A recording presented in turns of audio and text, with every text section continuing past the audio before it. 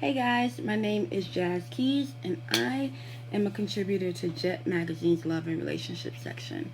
I have now been contributing to this section for a little bit over a year, and I am super stoked to be adding a new element to my writing. So now, in collaboration with the articles that I write every Monday or Tuesday, you'll now be seeing a video link at the end of the article. And this link will direct you to a video which will summarize what my article is essentially about. And for those of you who retain information better through sight and sound, this is specifically for you. So if you like what you hear on the video, you can go read the full article. If you read the article and like it, you can watch the video. There we go. So I'm really excited to kick off again this new addition to my writing, and really with this particular piece, it should be fun. So, kind of we'll get straight into it. This week, I wrote an article about how love is getting real, in the sense of I'm like 28 days away from my 30th birthday, and all of a sudden I am flooded with these thoughts of, oh my God, you need to get your entire life together, including your dating life. And so how all of a sudden I'm, adhering to some of these notions that I thought I would never even think about, which is like, oh my God, like, are we dating to build? Are we going to do something for real here? My biological clock is ticking, and I don't even want kids anymore. So it's just really an interesting piece about how the shift in your age kind of shifts your understanding of all things, including love. And so in this particular article, I talk about the things that I endured or encountered in my 20s that I am choosing to leave in my 20s. But then on the other hand, what are those lessons that I did learn that I think will be valuable for me as I move into my 30s? And really, this article is about some of the necessary elements of dating in a more mature fashion. And so, one of the concepts I talk about is the idea that in my 30s, I am opening the closet.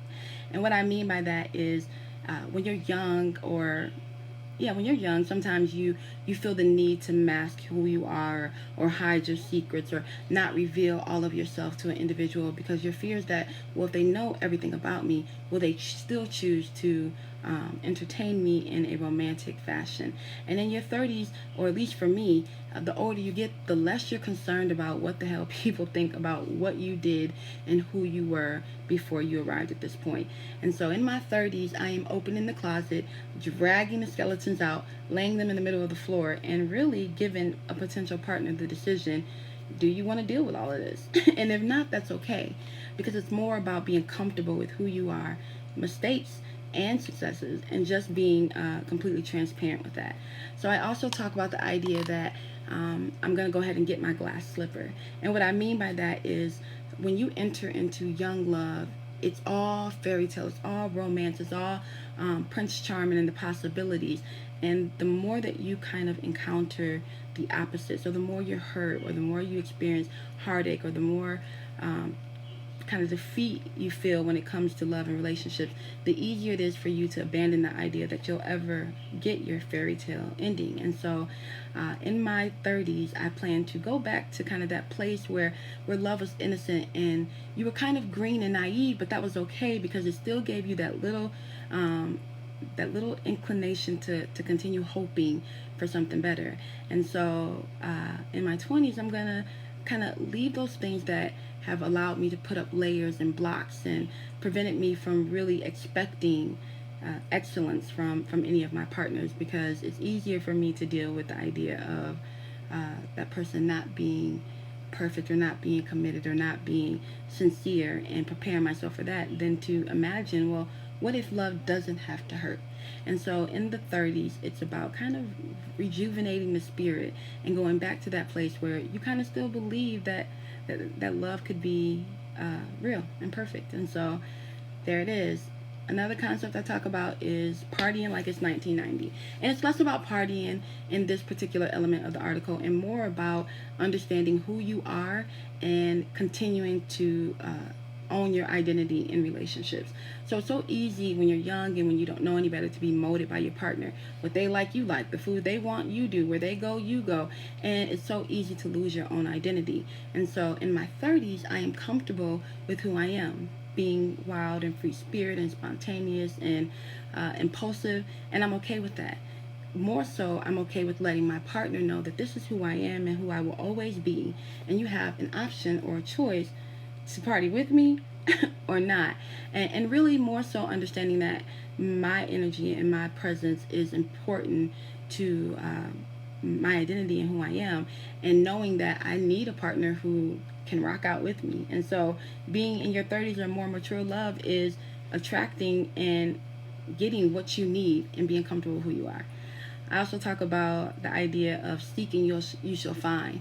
And so this is more that concept of how we take some of our childhood games into our relationships. So I talk about the game of hide and seek, where, we hide and then we let somebody come chase us and then we run and then we play these cat and mouse games, and this is just one example, but the idea that that can stay in your youthful stage, and as you progress to a more advanced style love, or as you progress to want a more solid and sustainable relationship, how the games have to kind of be left where they are. And so in my 30s, I plan to look at my partner as my teammate and not my opponent. A couple more elements I talk about is the idea that, like, life is like this English paper. And so I remember, like, in English, the teacher would always get that red pen out on you. And so this is the concept that you have to be able to be an English teacher for your own life. So to correct your mistakes with precision and with firmness, and that is an accountability trait. And I gathered that in my 20s. I learned to hold myself accountable. And what you find is that when you hold yourself accountable, you have higher standards. When you have higher standards, you're less likely to settle. And so in my 30s, I refuse to settle. And then lastly, I talk about the concept that if it walks like a duck and it quacks like a duck, quit trying to tell yourself it's a swan. And so that's really this idea that, we can look at the potential of something, or we can look at someone and we want them to be something so much better, or we believe that if we invest enough time and energy into them, they will manifest their true destiny and rise to the occasion. And all of that is just essentially a waste of your time. And so in my 20s, I learned that the hard way, and in my 30s, I'm taking with me discernment. And that's just this notion that I can see things for what they are, and I can see people for who they are, and that is a protective factor for me. So you no longer have to walk into danger zones when you have discernment. So anyways, my 30s should be interesting as it pertains to dating. This is the first article that I've done a video for, so I hope you guys tune in next week. Jazz Keys at Facebook, at Instagram, at Twitter. Follow me, read my articles, like, comment, let me know how you feel about the video. See you next week.